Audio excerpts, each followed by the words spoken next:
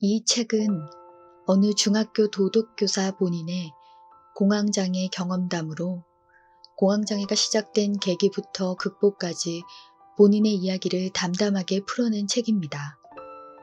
작가와 저와의 공통된 부분이 많아서인지 책을 읽기 시작하자마자 이틀 만에 읽어버릴 만큼 몰입이 되는 책이었습니다. 지하철역 근처 약국에는 하루에도 몇 명씩 공황을 호소하며 약을 찾으러 오는 분들이 많다라고 합니다. 우연찮게도 저도 이 책을 읽으며 동네에서 버스를 기다리고 있는데 처음 보는 할아버지 한 분께서 본인이 30년 동안 공황을 앓아 지금도 약이 없으면 생활이 힘들다라고 말씀하시는 분도 만났으니 공황장애는 더 이상 연예인 같은 특수 직종에만 해당되는 것이 아님을 다시금 깨닫게 되기도 했습니다.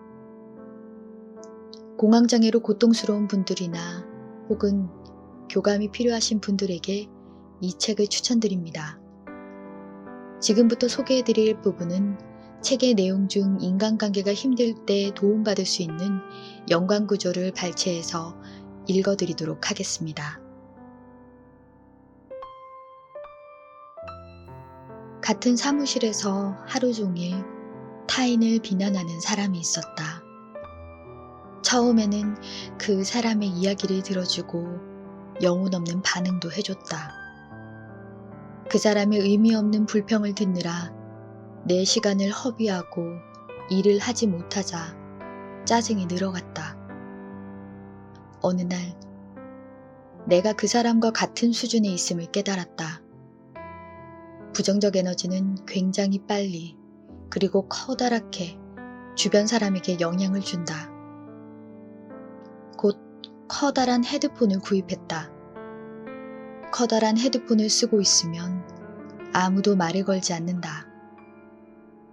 나 일하니까 방해하지 말라는 소위 말 걸기 조심스러운 분위기를 풍긴다. 그리고 같은 사무실에서 타인을 비난하는 사람들의 소리를 차단할 수 있다. 그렇게 꼭 말로 하지 않아도 거절할 수 있는 방법을 생각했다. 당시 나는 그 헤드폰에 이름을 붙였다. 자기돌봄이라고.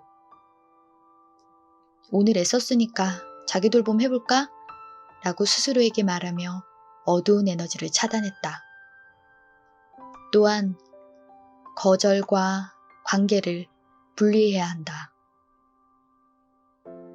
거절하는 일이 부탁하는 사람을 거절하는 게 아니라는 것을 알아차려야 한다. 모든 사람에게 24시간만이 한정적으로 주어진 만큼 선택과 집중이 필요하다. 혹시나 상대방이 실망할까봐 관계를 위해 거절하지 못하는 순간 더 중요한 나를 잃어가고 있을 수 있다.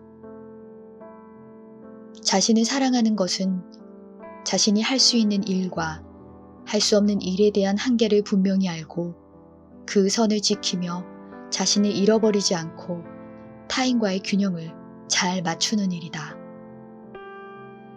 지난 시간 동안 내향인인 나는 관계에서 스트레스를 많이 받는 편이었다. 그 기저에는 착한 아이 콤플렉스가 자리하고 있었다. 이제는 나를 소진하고 남을 만족시키고 싶지 않다. 나에게 착한 사람으로 자아의 시간을 충분히 갖는 여유를 선물하고 싶다. 사람들과 대화를 하다 보면 대화의 내용에 나는 없고 다른 사람만 있는 경우가 많다. 왜 우리는 나를 제외시킨 채 나의 역할이나 나와 관련된 누군가의 이야기만 하고 힘들어하고 있는 걸까? 바로 자신과 친하지 않기 때문이다. 내 이야기보다 나의 역할이나 내가 가진 지식에 대해 장황하게 얘기하는 사람들에게 그 자신에 대해 말해보게 하면 눈물을 흘리거나 어떤 말을 할지 모르는 경우를 지켜보았다.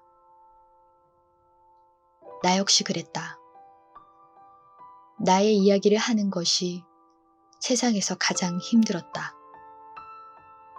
정답이 없고 혹시 저 사람이 나에 대해서 어떻게 생각할지 모른다는 불안감. 내가 보는 프레임처럼 저 사람이 가진 틀로 나를 평가할까 두려워 우리는 가면을 쓰고 자신을 포장한다. 그 페르소나가 벗겨졌을 때 우리는 나체로 벗겨진 것처럼 부끄럽거나 당황스럽다. 나를 온전히 드러내는 일에 용기가 필요하다는 건 그만큼 자신에 대해 잘 모른다는 반증이다.